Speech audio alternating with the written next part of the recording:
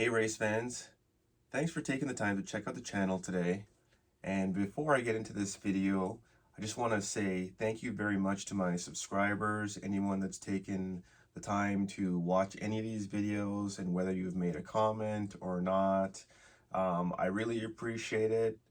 It's a very cool feeling to know that some of these videos that have helped people make purchases, and I hope you like the purchases. And I just try to give you, my honest opinion about what I've found in the world of sim racing since I've started doing it.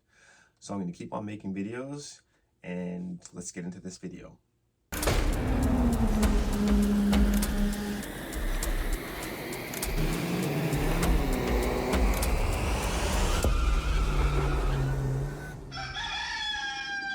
In this video, I'll be talking about some of the things that I've learned since I've upgraded my racing setup from this F-GT Lite to this ASR 3.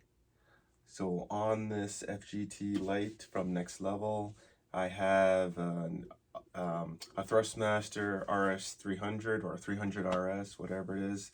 It's got accelerator and it's got a brake pedal. That's it. So I had this system for about a year. I switched over to this in January of this year. And when I started, I had the ASR 3 rig with this Thrustmaster 300 RS.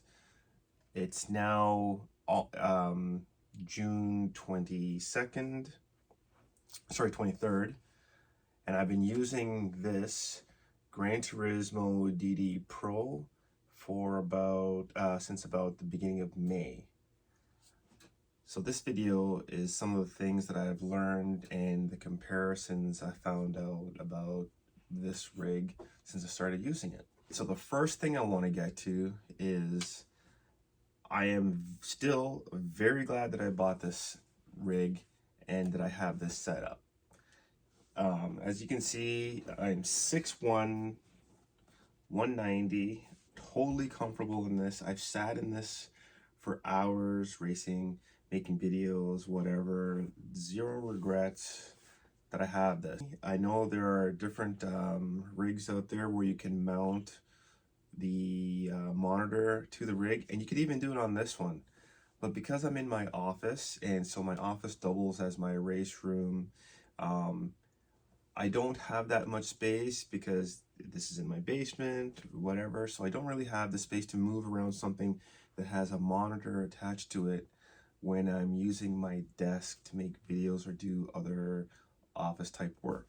My screen, it's back there. It's a 56-inch screen, and it's mounted back, and I can just watch regular TV on it, so it's out of the way, so it's not a problem. So this setup works for me. It's basically the setup that I had on this, and I can just slide it out of the way. Normally I don't have this set up. Normally I just have the ASR 3 set up. The reason I have both of them set up is because a friend wanted to, he challenged me to a race this weekend. So we raced, and so I thought, okay, this is a good time because I have this out to make this video and the comparison.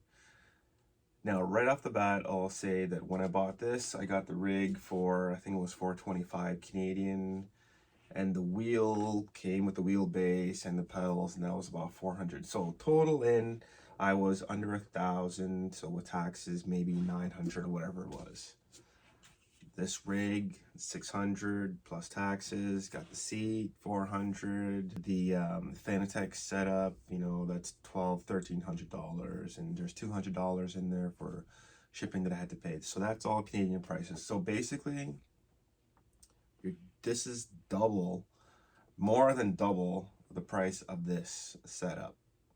Now, when I started a long time ago, I had built my own cockpit out of wood, 100% out of wood, and it was great for me. Then I stepped into this, had this for about a year, came over to this, so now it's about the 6-month mark, and I'll just say, yeah, totally happy that I got this set up. And of course, usually it comes down to budget and space, and do you really like it? So I'm fully committed, and this is what I'm going with. Okay, the second thing we could talk about is just the general expense of sim racing. So if you can sim race with a joystick, controller, whatever you want to call it, and that's it. You buy your PlayStation 4, PlayStation 5, whatever it is, or if you use a PC, right? So you have your platform, you have your console, or you have your computer. You can race with that, no problem. But if you want the immersion, you start off with a rig, whatever it is, and you build it from there. So with this ASR3, I can customize the seat. The seat is very comfortable. You can customize the wheel, customize the wheelbase, customize your pedals. Yeah, and it is a very expensive system setup if you go like that. I'm not gonna lie. Use your money wisely. And with this next level racing, you can't customize anything. All you can customize is what wheel and pedals you get. You cannot customize anything with the seat here. The most is maybe you can add a butt kicker to it, which I'm thinking about adding for this one. And of course you can add VR, but that's not the actual rig itself. Again, with the customization and what you get what you pay for is, I was able to add a seat slider to this, which you can see I can go from here or all the way back here. So totally stretched out like this. Of course, not comfortable for me, but I've had a friend over, 6'3", 230 pounds, moved it back and it worked for him. So when you pay, usually when you pay for something a little more, you get a better options. This rig, I never ever worry about flex in anything. And one of the things that I've had to change, I will show you quickly, is I've made changes to the wheelbase.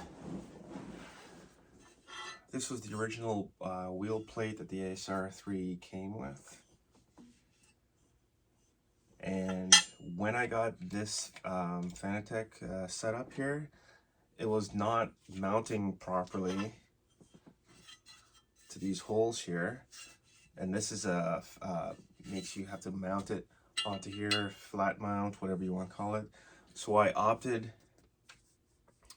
for the side mount here, and look, you can see there's no flex in the system, right? So, you know, I paid another $90 for the side mount system. The way it works is, if I want to change the angle, put the Allen key in here, change it at the bottom as well. There's another one at the bottom here.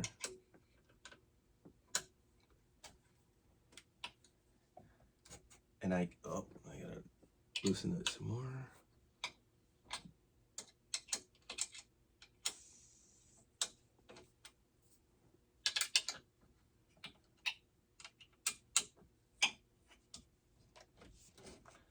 And I can move my wheel up and down to suit my needs that way.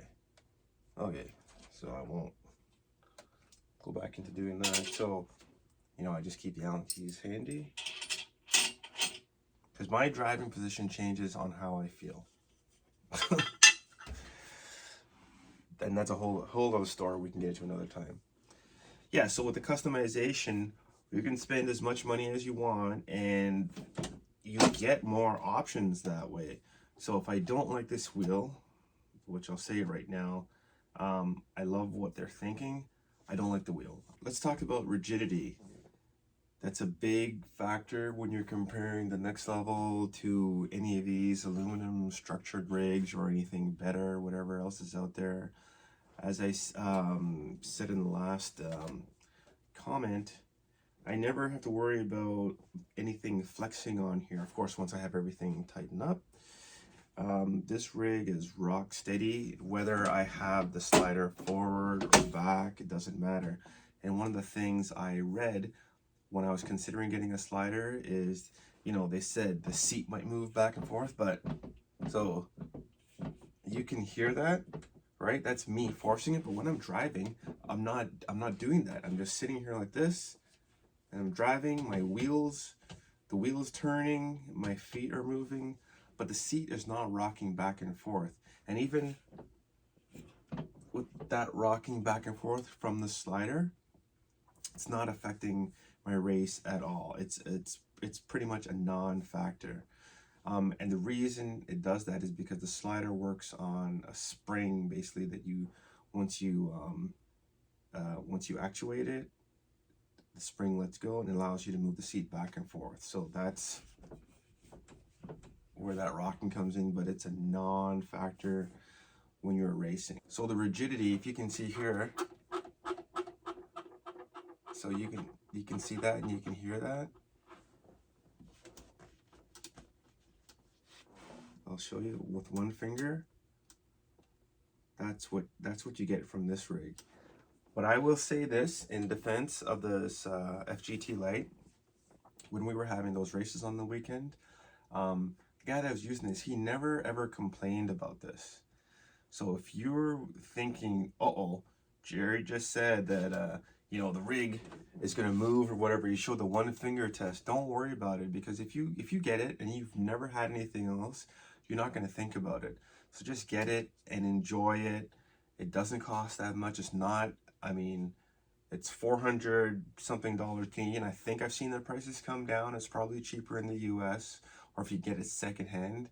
If you just want to get into sim rig racing, you should get this. If this is all you can afford, if you have the space only for this because you need to fold it up, then get this. I have this. I'm fully committed. Boom. This works for me. Okay, the next point I want to talk about is what you can change out. So it's that customization again, but on a little different angle. When you're first going to get into your sim rig, when you're first going to get into your sim rig racing, get into your first craft, it's cool not to spend a lot of money. If you think, okay, I'm going to have this for a year, maybe 2 years, you figure out the amortization of your unit. So if you spend $400 on it and you race every single day, it's basically costing you, you know, a little over $1 a day to race in this. But what you're going to get out of that by going on the lower end for your first rig is you're going to find out, okay, what do I like? What do I not like about these? Do I want to be fully committed to this? And whatever wheel you have, it's independent of these rigs. But you're going to get to learn about your pedal placement. You're going to get to learn about your shoulder comfort and all that. You know, where you can add a handbrake. And on the F-GT Lite, you can add a handbrake on the left and the right, which is really cool, actually. Very smart thinking of them. But I don't think you can add anything else on here. So that's one thing to think about. You can change the seating position, whether you want to drive in a formula style, which is this is right now lower, or whether you want to have your feet in closer under to you, which is that GT style. And you can't do this with this one, but you can take things in and out. I don't know if you can add a butt kicker to this, because I've been, you know, looking into it a little bit. I don't know where the mount would go, but you can add it to this rig for sure. Okay, let's talk about the size. If you decide you're going to get one of these rigs, whether it's this one or something along this line, aluminum tubing, it's a commitment. So you figured out that you had the space for it, and whether you live in a one-bedroom apartment or whether you live in a mansion, it's going to take up some space, whether you go on the lower end or whether you go on the higher end. And the higher you pay, the more quality you should get. And again, this setup, you know, everything that I have here is about $2,500, but it's a commitment. So you're committed, you have this. I can get into this whenever I want to. I know this is gonna last for a super long time. No problem. It's beefy. You can beat it up. You're gonna have friends coming in and out. You're gonna be in and out of this. This is not gonna break. Might you have to change one of the bolts because you stripped it from an Allen key? Yeah, maybe. Do you have to tighten it up once in a while? Maybe. I do, just like with you know, with a lot of things that have bolts and nuts. But yeah, it's a commitment. Once you get into one of these, it's a commitment. So commit, and once you commit, you're not going to regret your commitment. All right, speaking about rigidity, so this is an ASR 3, and I think the last time I checked they were up to an ASR 6, maybe a 7, I don't know, doesn't matter. And there are other models out there from different companies.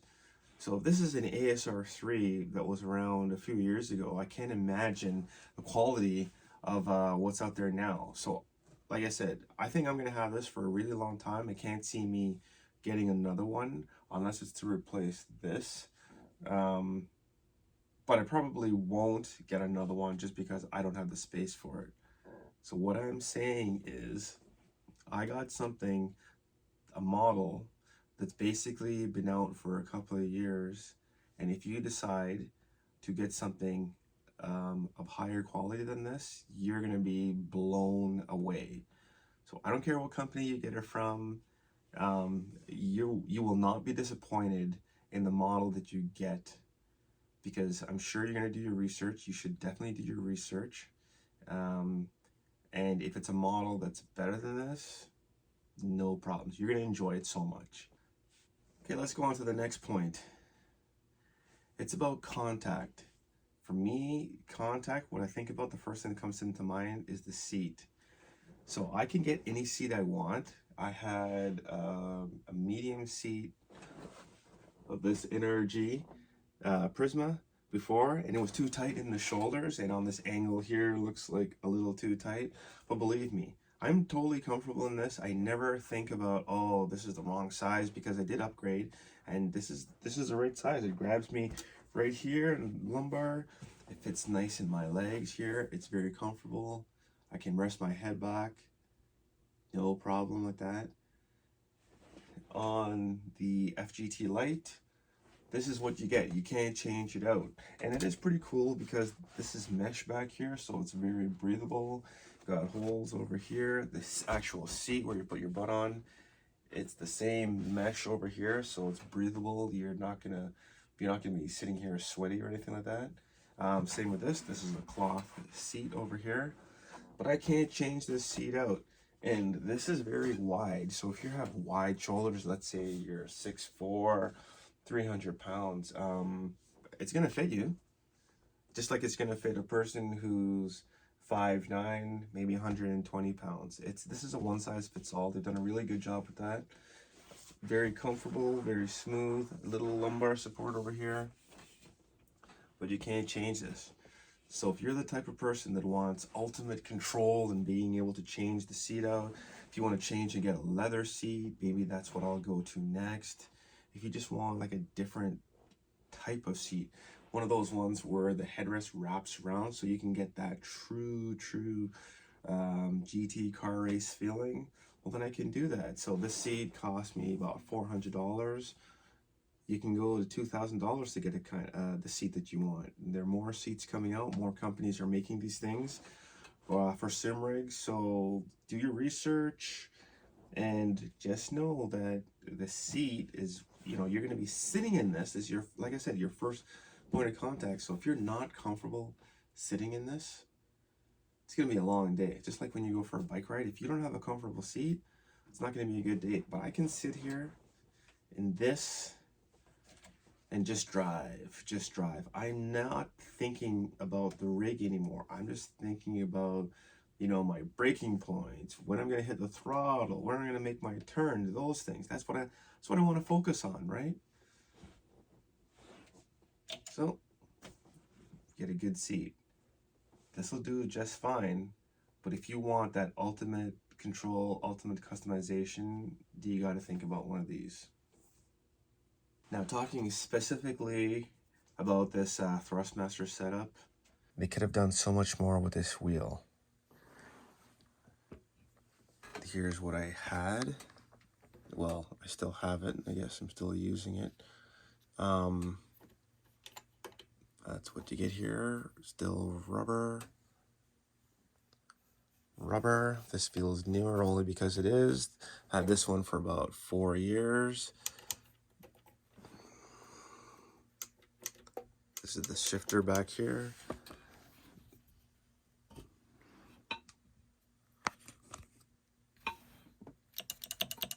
Smaller, but that's fine. You only need one finger really. Rounded, fully rounded wheel. Flat here. That's the style that a lot of cars are going to. Recently got to drive a Ferrari F8, loved it, and it was flat here, but the wheel was bigger. And I'll try to put a picture of that wheel on here.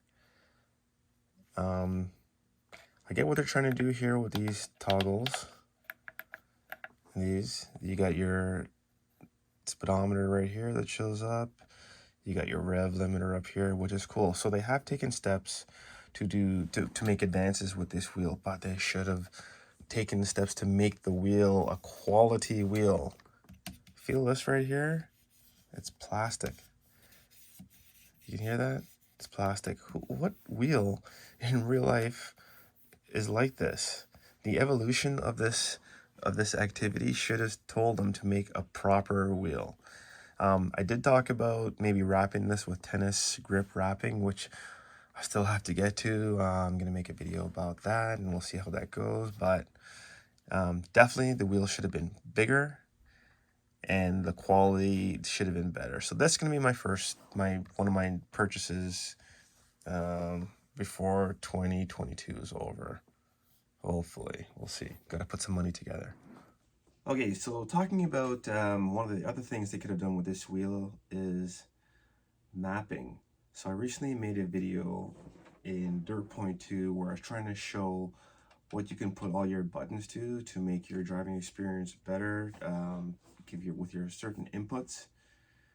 So Dirt Point 2 makes a game. They don't make the game for the wheel, but Gran Turismo makes the wheel for the game. So I think the Gran Turismo should get into some downloads so that you can upgrade the firmware so that you can use this with other games, do a better job of that. Because I couldn't, I forget, I was trying to find windshield wipers on this wheel, even though I had mapped it, and it wasn't working. So it's one of the things I got to work on for the next one. And maybe some of the other wheels out there actually takes care of this. I don't know, but I'm gonna have to do some research. Okay, let's talk about another thing that I've learned since going to this setup right here, this ASR3 compared to the F-GT Lite. Getting that slider by far was the best 90 bucks that I spent. Just because some days when I want to race, you know, couldn't race the day before for whatever reason, and I get in here and I'm feeling tired. Well, I can change the position and I can bring it up here, move it back here. I've got an ACL, MCL problem on my left knee, and that makes a big difference. If you have that, you know what it's like that you can't keep your leg in a certain position for a long time. But some days if I want to race, I can just move the slider back and forth, and it can help alleviate that stress. Or if you have any other ailments, issues, whatever it is, maybe you're just lazy and you just want to lay back as much as possible, well, having a slider allows you to do that. If you want to sit right up, bring the seat in, whatever. This wheel plate here is adjustable, just like I use the Allen key to adjust the actual wheel angle. I can make adjustments to the wheel plate bar over here and bring it in and bring it back a little bit. So that's pretty cool. There are options for me to change where my pedals are, but I don't ever change that, so it's pretty much a non-factor. But slider is key. It's quick, easy, boom. Get a slider. And the last thing that I want to talk about my setup, what I've learned since getting everything starting in January, is that this is my first time having a direct drive system. This is a belt-driven system over here on the 300 RS direct drive, and I don't know if you can hear this, so I'm gonna just be really quiet and listen to this while this wheel is turning. Now the other one. Now just let me turn the camera around.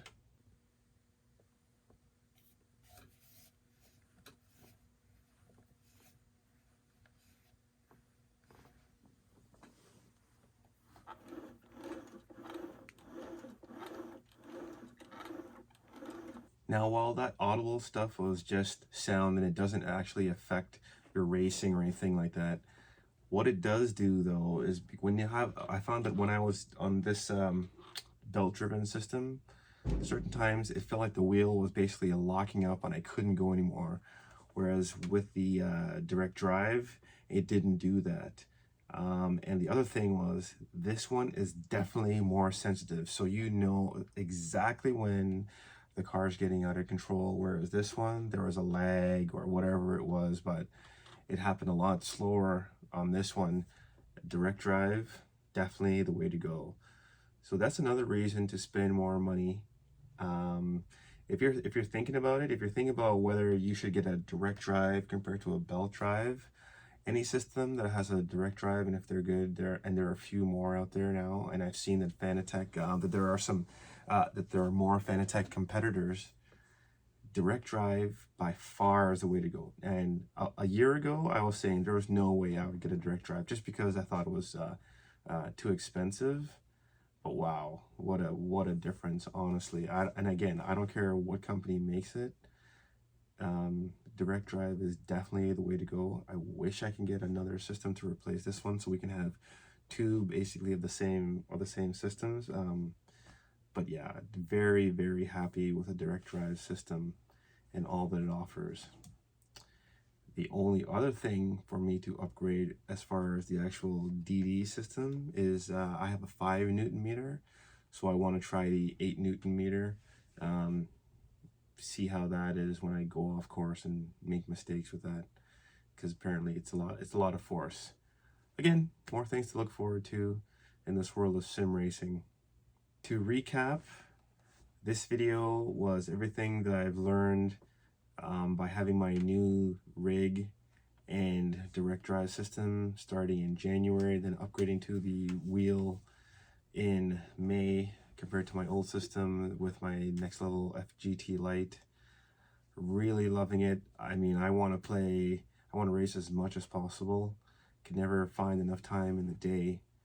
And the fact that I have a direct drive has made my racing, made me enjoy it that much more. So if you're in the market, or if you are looking to upgrade, definitely want to go with a very sturdy structure for your rig, and you definitely want to go direct drive. Now, I don't have hydraulic pedals, and I recently got to try some hydraulic pedals. I love them. I just thought, wow, I didn't even feel like I was in a rig. I felt like I was in a true car. So that's something else that I didn't really talk about. But yeah, I mean, the possibilities are endless with this stuff. So go for it, save your pennies, and have fun racing. Thanks for watching the video. See you in the next one.